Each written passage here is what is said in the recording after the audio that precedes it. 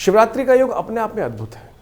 ये ऐसा दिवस है कि भगवान शंकर की कृपा से इस संसार में भावी मेट सके त्रिपुरारी। इस बात को ध्यान रखना चाहिए कि संसार के समस्त कष्ट भगवान शंकर की कृपा से अवश्य दूर हो जाते हैं और भगवान शंकर की कृपा प्राप्त करने का ये दिवस है। शास्त्र में बड़ी अद्भुत अद्भुत कथाएं इस दिवस के बारे में कही जाती हैं।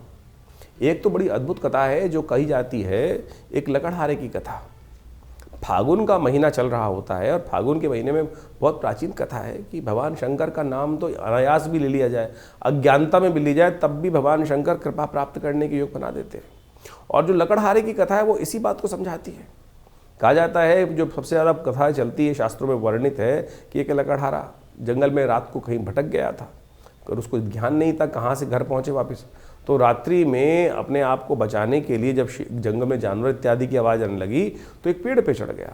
देव योग से, भगवान की कृपा से वो एक बिल्वपत्र का वृक्ष था।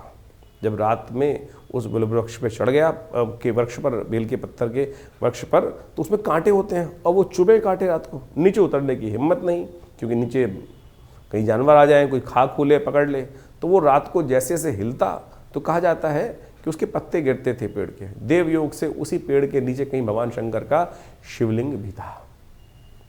तो कहा जाता है कि वो जब हिलता था पेड़ से तो उससे पत्ते भी झड़ते थे। अब बसंत का महीना चल रहा होता है। वैसे तो बेलपत्र के पत्ते इतने भारी होते हैं, बेलपत्थर भी इतने भारी होते हैं कि वो हिलाए से हिलते नहीं हैं, लेकिन बसंत के मौसम में पतझड़ का महीना होता है तो पत्ते इतने कोमल हो जाते हैं कि हल्की हवा मात्र से भी वो पत्ते गिरने शुरू हो जाते हैं। तो कहा जाता है कि उसके हिलने से, रात्रि में जब जैसे से हिलता था तो पत्ते इतने कमज़ोर हो जाते हैं तो वो अपने आप गिरते रहे। तो रात्रि में उसके प्रयास से, अनायास प्रयास से, बिना सोचे हुए प्रयास से, वो भगवान शंकर का बिल्वपत्र के पत्रों से अभिषेक चलता रहा। सुबह प्रातः काल में जब भगवान शंकर ने स्वयं ही उसको दर्शन दिए और उससे वर मांगने को कहा, तो कथा का सार ये है कि भगवान तो अनायास ही प्रसन्न हो जाते हैं और जो फिर श्रद्धा विश्वास के साथ भगवान की आराधना करेंगे तो उनके लिए तो क्या होगा। तो ये काल जो है सोने का नहीं है। चारों पहर, रात्रि में चारों पहर भगवान की सुंदर आराधना करने का अवसर है। तो अवश्य इस दिन श्रद्धा के साथ भगवान की, श्रद्धा के साथ जितने बढ़िया तरीके से पूजा कर सकते हैं, श्रद्धा से ब्राह्मणों को बुलाकर, योग्य पंडितों को बुलाकर, या स्वयं आप अपनी श्रद्धा के साथ वो भगवान का जो मंत्र आपको याद हो। सबसे श्रेष्ठ तो मानस पूजा है। आत्मा तुम गिरजामती सहचरा प्राणा शरीरम गृहम पूजा ते विषयोग भोग रचना निद्रा समाधि स्थिता। ऐसी स्थिति पहुँचें कि जो भ्रमण कर रहा हूँ वो भी लगे भगवान का भजन करते हुए घूम रहा हूँ, जो सो रहा हूँ वो मेरी समाधि हो जाए भगवान। ऐसी मनोस्थिति समझे, भगवान के पूर्ण समर्पण करके बैठे कि जो आत्मा अपने आत्म भाव में जाकर भगवान के मंत्र का जप करने का प्रयास करें, जो स्मरण कर ले वो भगवान का मंत्र बन जाए। ऐसी स्थिति में यदि भगवान की आराधना हो सके, देह आत्म बुद्धि का जो भाव है वो अलग हो जाए और सीधा जो मन है वो परमात्मा के श्री चरणों में लग जाए, तब जाकर ऐसी स्थिति में यदि एक बार भी भगवान का वो मंत्र आपके मुख से निकल जाए तो कहा जाता है कि भगवान की समस्त जो इच्छाएँ हैं, व्यक्ति की इच्छाएँ पूर्ण हो जाती हैं। वो लकड़हारे की कथा समझो, जब रात को शेर की आवाज़ आती होगी, जंगल जानवर की आवाज़ आती होगी तो डरता होगा। डरने में क्या होता है कि मन एकाग्र हो जाता है। उस वक्त तो केवल भगवान की स्थिति आती है, स्थिति भगवान की याद आती है, एकाग्रता आ जाती है। और उस एकाग्रता में जब श्रद्धा के साथ वो बिल्वपत्र की वर्षा भी हो रही थी भगवान शंकर के शिवलिंग पर, तो वो अनायास ही भगवान का नाम का स्मरण भी हो रहा था, तो और वो पुण्य भी जाग रहा था। तो पुण्य जगाने का ये सुंदर रात्रि का अवसर है।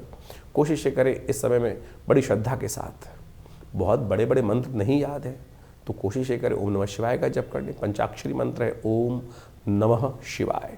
यदि त्र्यंबकम यजामहे सुगंधिम पुष्टिवर्धनम ये याद है त्र्यंबक मंत्र तो बहुत श्रेष्ठ रहेगा। एक बात और ध्यान कर लें, ये त्र्यंबक मंत्र है, हम त्र्यंबकम यजामहे सुगंधिम पुष्टिवर्धनम उर्वारुकमिव बंधनान मृत्योर्मुक्षीमामृतात्। ये त्र्यंबक मंत्र है, महामृत्युंजय नहीं है। महामृत्युंजय में तो वशिष्ठ जी के द्वारा बनाया गया मंत्र है।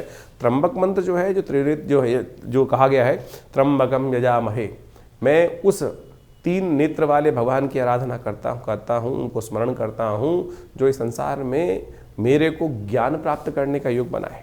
त्र्यंबकम यजामहे सुगंधिम पुष्टिवर्धनम, इस संसार में, और जब मैं संसार में, मेरे को संसार का वास्तविक ज्ञान हो दे। इसमें एक उदाहरण दिया गया है जो कहा जाता है जिस प्रकार से खरबूजा होता है, जब खरबूजा पक जाता है तो वो अपने आप अपनी उस डंठल से छूट जाता है। तो ऐसे मेरे को ज्ञान प्राप्त करे कि संसार से विरक्त हो जाऊं कि पता भी ना चले कि कैसे। कहा जाता है कि जब संसार से व्यक्ति विरक्त होता है तो बड़ा कष्ट होता है, लेकिन यहाँ वो भाव को उपस्थित किया गया है कि भगवान शंकर का नाम स्मरण करके अमृतत्व को प्राप्त हों और ऐसे इस शरीर से दूर हूँ, भाव से दूर हूँ कि जैसे वो खरबूजा पक जाता है तो अपने आप ही छूट जाता है और भगवान के श्री चरणों में भक्ति प्राप्त हो जाती है। तो इस प्रकार से हमको वो भक्ति प्राप्त हो। ये त्र्यंबक मंत्र है, इसको वेद का मंत्र बोला जाता है। त्र्यंबकम यजामहे सुगंधिम पुष्टिवर्धनम उर्वारुकमिव बंधनान् मृत्योर्मुक्षीमामृतात्। और देवासुर संग्राम के समय में कहा जाता है महर्षि वशिष्ठ ने महामृत्युंजय मंत्र का सृजन किया। महामृत्युंजय मंत्र वशिष्ठ के द्वारा बनाया गया। ओम हौं जूं सह ओम भूर्भुवस्वः ओम त्र्यंबकम यजामहे सुगंधिम पुष्टिवर्धनम उर्वारुकमिव बंधनान् मृत्योर्मुक्षीमामृतात् स्वभू ओम सह जूं हों ओम। ये महामृत्युंजय मंत्र हुआ।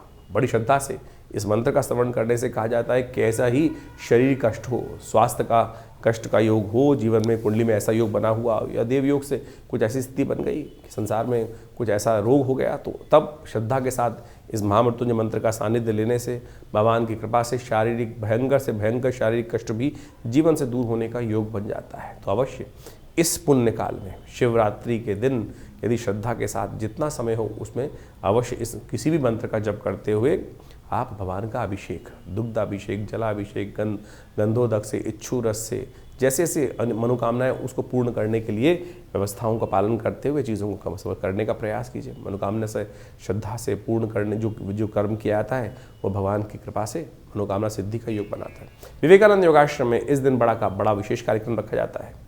शाम के समय से लेकर बड़ा रुद्राभिषेक कार्यक्रम रहेगा। तो आप सबको उसके लिए साधारण निमंत्रण है। जितने भी लोग आते हैं वो सब पार्थिव शिवलिंग का निर्माण करते हैं भगवान के, और सवा लाख के आसपास भगवान शंकर के पार्थिव शिवलिंग का निर्माण कर कर उनका रुद्र अष्टाध्यायी के द्वारा पूजन चलता है। शाम को करीब 6 बजे से ये कार्यक्रम आरंभ हो जाएगा। 5 बजे यज्ञ रहेगा। उस दिन भगवान का रुद्र यज्ञ, भगवान के विभिन्न मंत्रों से यज्ञ रहेगा।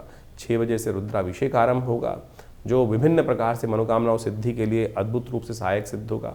आप भी उसमें स्वयं आ सकते हैं। अपने स्थान को आरक्षित करने के लिए विशेष तौर पर जो फ़ोन नंबर्स दिए हुए हैं उन पर संपर्क साधकर भगवान की कृपा प्राप्त करने के लिए। अद्भुत भगवान का बड़ा विशाल शिवलिंग है और फूलों के द्वारा विशेष शिवलिंग को भी बनाए जाते हैं, मृतिका के द्वारा शिवलिंग बनाए जाते हैं और पूरा षोडशोपचार भगवान का पूजन श्रद्धा के साथ रुद्र अष्टाध्यायी का पाठ करते हुए भगवान का विभिन्न दूध से, घी से, इच्छू रस से और जलित से, गंगा जल से इत्यादि से, भस्म से, सब प्रकार से भगवान का अभिषेक सुंदर रूप से चलता है। रुद्र कथा का कार्यक्रम रहता है। बड़ा विशाल कार्यक्रम रहेगा। दिल्ली में विवेकानंद योगाश्रम लक्ष्मी नगर स्थित में पिछले बहुत वर्षों से ये कार्यक्रम आश्रम में चलता आया है, 60-70 सालों से। आप भी इस कार्यक्रम में इस अवसर पर अवश्य आएँ। यदि दिल्ली में हैं तो आप सादर आमंत्रित हैं। जमुना पार लक्ष्मी नगर विवेकानंद योगाश्रम में ये विशेष कार्यक्रम में अपना स्थान आरक्षित कर उसमें हमारे साथ बैठे, यज्ञ करें, रुद्राभिषेक करें। भगवान की कृपा प्राप्त करने का सुंदर योग है। यज्ञ कर इस शिवरात्रि के दिन अपने मनोमस्तिष्क को ठीक करने का प्रयास करें, ईश्वर के सानिध्य में बैठने का प्रयास करें। और जो कहीं ग्रहों जन्म प्रभाव के अनुसार से कहीं ना कहीं कष्ट के योग चल रहे हैं, वो सब जो कष्ट जो है वो भगवान शंकर की कृपा से दूर होने का अद्भुत योग है। उसमें उसका सहारा लेने का प्रयास कीजिए।